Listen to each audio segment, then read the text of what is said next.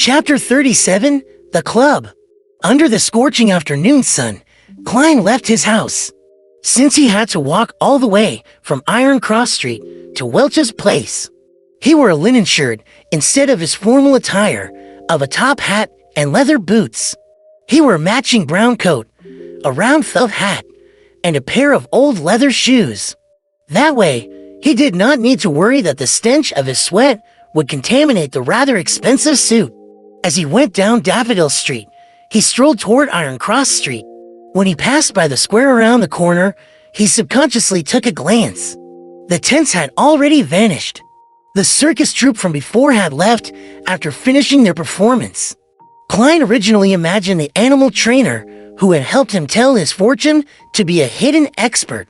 He believed she had purposely appeared to guide him after discovering something unique about him, and that she would meet him and provide hints for the future. However, none of that happened. She left for the next stop in the tour with the circus troupe. How can there be so many cliched tropes? Klein shook his head while grimacing a smile. He turned toward Iron Cross Street. Iron Cross Street was not characterized by just a single street. Like its name suggested, it was formed by two roads that crossed each other. With the intersection at its core, it was split into Left Street, Right Street, Upper Street, and Lower Street. Klein, Benson, and Melissa previously lived on Lower Street.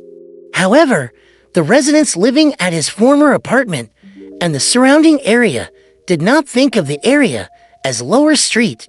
Instead, they created the term Middle Street. By doing so, they made a clear difference between those staying there and the poor who lived 200 meters down the road. There, a bedroom was occupied by 5 or 6 people, and sometimes even up to 10. Klein walked along the periphery of Left Street as he let his mind wander. He recalled the Antigonus family's notebook and how it was missing. He thought of its importance to the Nighthawks and thought of the deaths that resulted from it. His heart slowly turned heavy as his face turned ashen. At that moment, a familiar voice sounded. "Lad." Klein turned his head curiously and found himself by Smirren Bakery's entrance. Mrs. Winnie, with a head of gray hair, was greeting him with a wave and a warm smile. "You don't look very happy," Winnie asked genially. Klein rubbed his face and said, "A little." "Regardless of your worries, tomorrow will always come," said Mrs. Winnie with a smile. "Here, try out my newly created sweet iced tea. I'm not sure if it suits the palate of the locals." "Locals? Aren't you one, Mrs. Smirren?" Klein shook his head in amusement. "Trying out something means it's free, right?" Winnie Smirren raised her chin a little and said, "You guessed right. I'm actually a Southerner. I came to Tingen with my husband, but that was more than 40 years ago. Heh, back then, Benson was not born yet. Even your parents did not know each other. I have always been a little unaccustomed to the dietary preferences of Northerners, and I'm always missing my hometown's food. I miss pork sausages, potato bread, roasted pancakes, vegetables fried in lard, and roasted meat with specialty sauces. Oh, and I also miss sweet iced tea." Klein suffused a smile when he heard that. "Mrs. Smirren, this sure is a topic that makes me hungry. But I feel a lot better. Thank you very much. Delicacies can always cure sorrow." Winnie handed him a cup of brownish red liquid. "This is sweet iced tea I made according to my memories. Try it and tell me if it's nice." After thanking her, Klein took a sip and found it resembling iced black tea from Earth. However, it was not as stimulating. The taste of tea was stronger and felt more refreshing. It instantly expelled the heat brought by the burning sun. "It's excellent," he marveled. "That puts me at ease." Winnie smiled with squinted eyes as she watched him finish the cup of tea in a genial manner. After chatting with Mrs. Smirren about his moving, Klein returned to the street he was most familiar with. There were far fewer street-side hawkers in the afternoon. They gathered again after 5:30. The ones that stayed behind looked drowsy and listless. The moment he entered the area, Klein's heart suddenly felt overwhelmed by darkness. His heart felt heavy, down, and gloomy for an inexplicable reason. What's happening? He sharply sensed something wrong about himself. He immediately stopped and observed his surroundings, but did not see anything strange. After some thought, Klein raised his hand and tapped his glabella like he was thinking. The extent of his vision immediately transformed. The auras of the hawkers and pedestrians all appeared. Before Klein could observe the colors of their health, his attention was pulled away by the colors that represented gloominess. He was unable to determine the exact thoughts of the observed, but the despondent, apathetic, and gloomy impression was deeply carved into his heart. As he surveyed the area, he realized that even the sun could not disperse those dark colors. It was a sense of gloom that tainted them from years of repression. Upon seeing this, Klein instantly understood the reason. Just as old Neil said, activating his spirit vision easily pulled him into unfamiliar environments and made him feel discomfort. It was also easy for him to be affected by the emotions of others. A similar principle could be used on an ability like perception. This was an ability he obtained without additional practice after becoming a seer. It was a passive sense that could not be declined. It allowed him to directly sense the existence of anything abnormal. There was bound to be a level of interaction when perceiving things. Therefore, in the beyonder eyes of someone like a spirit medium, the intensity of everyone's perception was clear. It was like a fire in the night. Therefore, people with high perceptivity were naturally affected by the intense atmosphere of anything abnormal.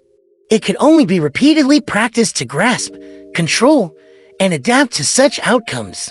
Such a repressed color is probably formed over extended periods of time, right? Klein sighed as he shook his head, feeling somewhat affected. He tapped his glabella twice again and tried hard to converge his spirituality. Klein walked toward the apartment and tried to sense any abnormal existences or tiny connections, while also searching for the Antigonus family's notebook, which he had hidden. The streets were the same as usual. There was filthy water and trash on the streets. It only cleared up when he reached the apartment's entrance. Klein pushed open the half-closed door and circled the first floor in the darkness that the sunlight could not reach. The wooden stairs creaked constantly as he went up them. The second floor was as dim as always.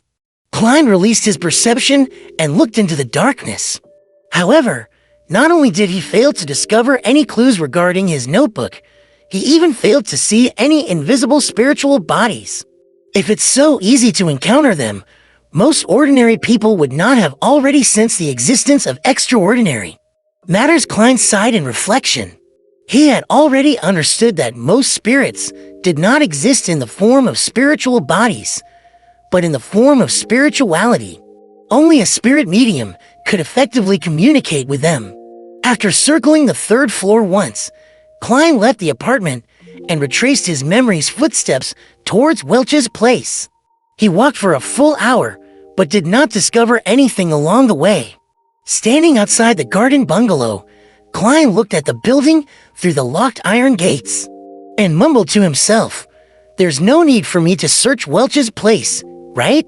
Captain and Madam Daly must have done a carpet search of the place. Besides, I don't have the key. They can't expect me to climb the walls, right? I'll try another path tomorrow. I've walked so much today, but there are no step counter rankings." While lampooning, Klein returned to the nearby district. He planned on taking a public carriage to Blackthorn's security company to retrieve his daily allocation of 30 bullets. He needed to make use of his time and practice. A seer's lack of quick and effective offensive means could only be made up with his revolver and cane. The district around Welch's place was relatively clean. Shops with clean and bright windows lined the two sides of the street. At the turn of the street, Klein was just about to seek out the carriage stop when his gaze swept past a few signboards on the second floor. Harrod's Department Store, Military Veterans Mess, Divination Club. Divination Club. Klein silently repeated the name and recalled that he had to act as a seer. Yes, I should take a look and seek out new ideas. Amid his mixed thoughts, Klein went across the street and went to the second floor. He entered the main foyer to see a beautiful female attendant.